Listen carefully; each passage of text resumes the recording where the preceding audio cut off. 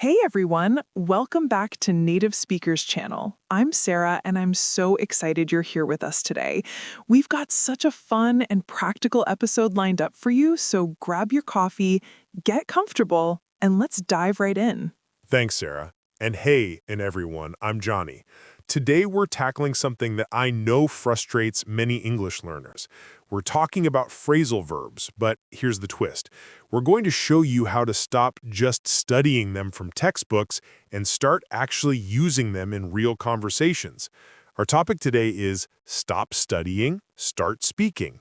Master everyday English phrasal verbs. Trust me, by the end of this conversation, you're going to feel so much more confident about using these in your daily English. Absolutely. You know, Johnny, I think phrasal verbs get such a bad reputation. Everyone thinks they're impossible to learn because there are just so many of them. But honestly, once you understand how native speakers actually use them in everyday situations, they become so much easier and actually kind of fun. I totally agree. The problem is that most learners try to memorize lists of phrasal verbs without any context. They'll see something like get up, get down, get over, get through, and they just think, how am I supposed to remember all of these? But the truth is, we don't learn them as random lists. We learn them through using them in real-life situations. Exactly. Context is everything. So let's start with the basics. Johnny, why don't you explain what a phrasal verb actually is for anyone who might be new to this concept? Sure. So a phrasal verb is basically a verb combined with a preposition or an adverb, or sometimes both, that creates a completely new meaning. For example, if I say look, that's just a regular verb. But if I say look up, look after, or look into, each one of those combinations means something totally different. Look up could mean to search for information, look after means to take care of someone, and look into means to investigate something. Perfect explanation. And that's exactly why they can be tricky. The individual words might be simple, but when you put them together, the meaning can be completely unexpected. Like, if I tell you to put up with something, I'm not talking about literally putting something up somewhere. I'm talking about tolerating or enduring something annoying.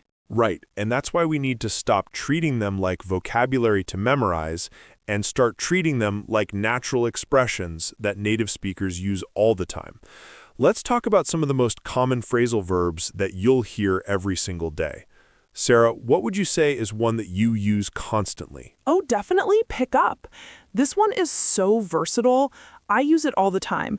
For example, this morning I said to my roommate, "Can you pick up some milk on your way home?" That means to buy or collect something. But I also might say, "I need to pick up my dry cleaning," which means to collect something you left somewhere. Or if I'm learning a new skill, I might say, "I'm picking up Spanish pretty quickly," which means I'm learning it. See, that's three different uses of the same phrasal verb, and native speakers switch between them naturally without even thinking about it. Another one I use all the time is figure out. Like, I can't figure out how to use this new app, or we need to figure out what time the movie starts. It just means to solve something or understand something after thinking about it. Oh, and speaking of everyday situations, let's talk about phrasal verbs related to waking up and starting your day. Johnny, walk us through a typical morning using phrasal verbs. Okay, perfect. So I wake up in the morning. Well, actually, first my alarm goes off, which means it starts ringing. Then I get up, which means I rise from bed. Sometimes I hit the snooze button and doze off again, which means I fall back into light sleep. Eventually, I drag myself out of bed, get dressed, and head downstairs to make coffee. And then you might grab something to eat, right? Grab is such a common verb in American English. It's so casual and natural. Like, let's grab lunch, or I'll just grab my jacket. Absolutely. And this is what I want learners to understand. These phrasal verbs make your English sound natural and fluent. If you said, I will obtain my jacket, that's grammatically correct, but no native speaker talks like that in casual conversation. We say, I'll grab my jacket. Such a good point. Let's talk about some phrasal verbs related to social interactions because these come up constantly. For example, hang out is something I probably say every single day. Do you want to hang out this weekend? Or I'm just hanging out at home. It simply means to spend time casually with someone or to relax somewhere. Yes, and related to that is catch up. If I haven't seen a friend in a while, I might say, we should catch up soon, which means we should meet and talk about what's been happening in our lives. Or if I'm behind on work, I might say, I need to catch up on my emails. Oh, here's another super useful one, show up. It means to arrive or appear somewhere. Like, what time are you going to show up to the party? Or, he didn't show up to the meeting. It's so much more natural than saying arrive in casual contexts. And what about when plans change? We have so many phrasal verbs for that, like call off, which means to cancel something. We had to call off the picnic because of the rain. Or put off, which means to postpone something. Let's put off the meeting until next week. Oh, and come up is a big one. When something unexpected happens, we say something came up. Like, I'm sorry I can't make it to dinner tonight. Something came up at work. It's such a useful way to explain that unexpected circumstances changed your plans. Definitely. Now, let's talk about phrasal verbs related to relationships, because these are everywhere in English. Sarah, what are some things that you hear all the time? Well, there's get along with, which means to have a good relationship with someone. I get along really well with my coworkers. Or the opposite, if people aren't compatible, you might say they don't get along. Then there's fall out with, which means to have an argument or disagreement that damages a relationship. She fell out with her best friend over a misunderstanding. And we can't forget about break up, which means to end a romantic relationship. They broke up after dating for 2 years. Or make up, which means to reconcile after an argument. They fought, but they made up the next day. Here's one that's really common in everyday conversation. Run into. It means to meet someone unexpectedly. I ran into my old teacher at the grocery store. It's such a natural way to describe those chance encounters we all have. Love that one. Okay, let's shift to phrasal verbs about communication, because these are essential. Bring up is huge. It means to mention or introduce a topic in conversation. I need to bring up this issue with my boss. Or don't bring up politics at dinner. And then there's speak up, which has two meanings. It can mean to talk louder. Can you speak up? I can't hear you. Or it can mean to express your opinion, especially when it's difficult. You need to speak up if you disagree with something. What about get across? That means to successfully communicate an idea or message. I'm trying to get across how important this is. Or she really got her point across in the presentation. These are all so practical. You know what phrasal verbs I use constantly? Ones related to technology and phones, like hang up, which means to end a phone call. I have to hang up now. I'll call you later. Or call back, which means to return someone's phone call. Can you call me back when you have a minute? Oh, definitely. And turn on and turn off for devices. Turn on the TV, turn off your phone. We also say plug in when we connect something to electricity, and charge up when we're powering up a device's battery. And with computers, we log in and log out, back up our files, and shut down our computers at the end of the day. These are things we do every single day, so these phrasal verbs become second nature. Absolutely. Now, here's something really important I want to mention about learning phrasal verbs. Don't try to learn every single one that exists. Focus on the ones that are actually used in everyday conversation. Some phrasal verbs are pretty rare or formal, and you don't need to worry about those right away. That's such good advice. Start with the high-frequency ones, like everyone needs to know give up, which means to stop trying or to surrender. Don't give up on your dreams. Or work out, which can mean to exercise, like I work out every morning. Or to solve a problem, like we'll work it out together. Exactly. And here's a fun tip. Watch English TV shows and movies and pay attention to how often these phrasal verbs come up. You'll be surprised. They're everywhere. Native speakers probably use dozens of phrasal verbs in every conversation without even realizing it. So true. Let me give you a challenge. I'm going to tell a short story, and I want everyone listening to count how many phrasal verbs I use. Ready? Yesterday, I woke up late and had to rush to get ready. I threw on some clothes, grabbed my bag, and ran out the door. On my way to work, I ran into my neighbor, and we chatted for a few minutes. When I got to the office, I realized I'd left my phone at home, so I had to go back and pick it up. It completely threw off my whole morning. Wow. Okay, let's count. Woke up, get ready, threw on, grabbed, ran out, ran into, chatted, got to, left, go back, pick it up, and threw off. That's at least 12 phrasal verbs in just a few sentences. See, that's how naturally they flow in everyday English. And I didn't even plan that out. They just came automatically because that's how native speakers talk. This is why immersion is so powerful.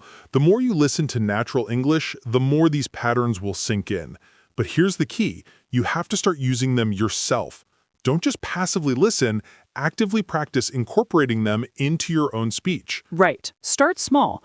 Pick 3 or 4 phrasal verbs that are relevant to your daily life and make a conscious effort to use them. For example, if you're a student, you might focus on hand in for submitting assignments, look over for reviewing something, or fall behind for getting behind in your work. And if you're working, you might focus on follow up for continuing communication about something, take on for accepting new responsibilities, or deal with for handling a situation or problem. Here's another super useful category: phrasal verbs about time and delays. Hold on means to wait. Hold on a second, I'll be right with you.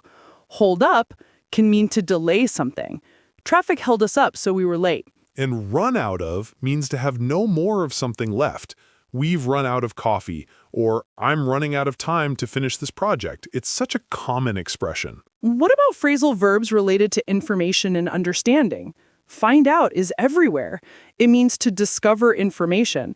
I need to find out what time the store closes. Or, did you find out the test results? And look up for searching for information, especially in a book or online. If you don't know what a word means, look it up in the dictionary. Or nowadays, just look it up on Google. Oh, here's one students always need: write down. It means to record something on paper.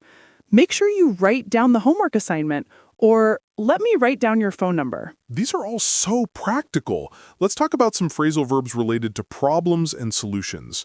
Come up with is essential. It means to think of an idea or solution. We need to come up with a plan. Or she came up with a brilliant idea. And sort out means to resolve a problem or organize something. I need to sort out my finances, or let's sort this out before it becomes a bigger issue.